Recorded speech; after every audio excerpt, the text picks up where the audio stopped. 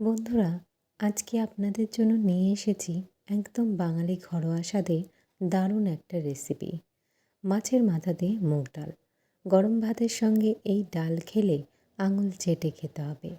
চলুন তাহলে দেখে নেওয়া যাক কীভাবে খুব সহজেই এই মজাদার রেসিপি বানানো যায়। মাছের মাথা দিয়ে মুগ ডাল বানানোর জন্য এখানে লাগবে 1 কাপ মুগ ডাল। মুগ ডালটা শুকনো কড়াইয়ে হালকা করে ভেজে নিয়েছি।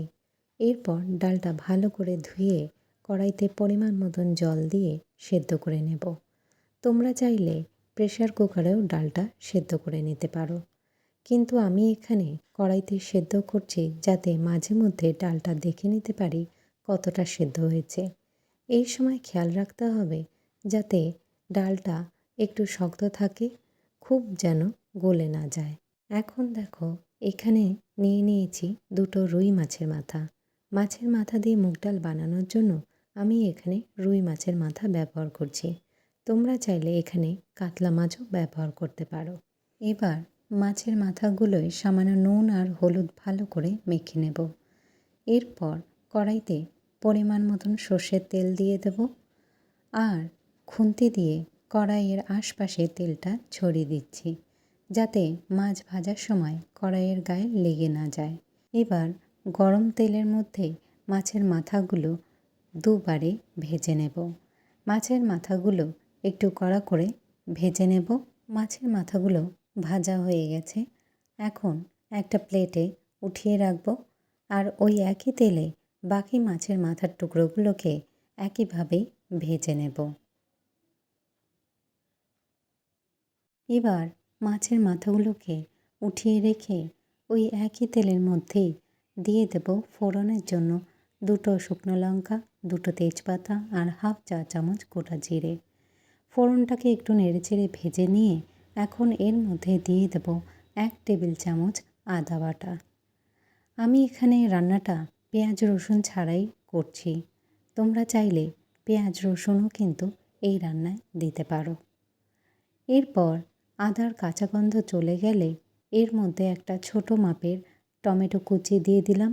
এবার 2 মিনিট টমেটোটাকে ভালো করে নেড়েচেড়ে ভেজে নিয়ে এর মধ্যে দিয়ে দেব 3টে কাঁচা লঙ্কা বাটা আর 1 চা চামচ জিরে বাটা।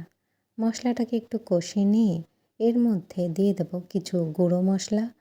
এরই সাথে দিয়ে দিচ্ছি হাফ চা চামচ করে লাল লঙ্কার গুঁড়ো আর কাশ্মীরি লাল লঙ্কার গুঁড়ো, আর দিয়ে দেব হাফ চা চামচ হলুদ গুঁড়ো, পরিমাণ মতো নুন আর 1 চা চামচ চিনি। চিনিটা কিন্তু অবশ্যই দিও, এতে ডালটা খেতে কিন্তু দারুণ লাগে। এখন মশলাটাকে ঢেকে কষিয়ে নেব যতক্ষণ না এর থেকে তেল বেরিয়ে আসছে। দেখো, মশলা থেকে তেল বেরিয়ে এসেছে।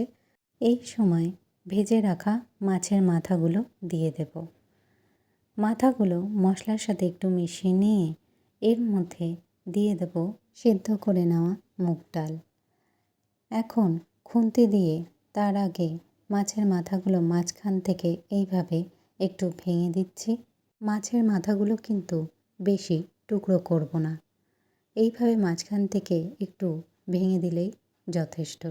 এবার সেদ্ধ করা মুগ ডালটা ঢেলে দেব আর এরই সাথে 2 কাপ পরিমাণ মতন হালকা গরম জল দিয়ে দেব।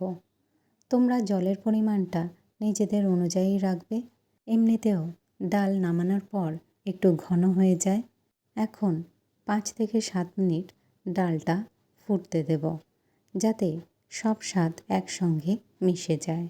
এই সময় ফ্লেমটাকে মিডিয়াম আঁচে রেখে 5 থেকে 7 মিনিট ডালটা ফুটতে দেব। দেখো, ডালটা ফুটে উঠেছে।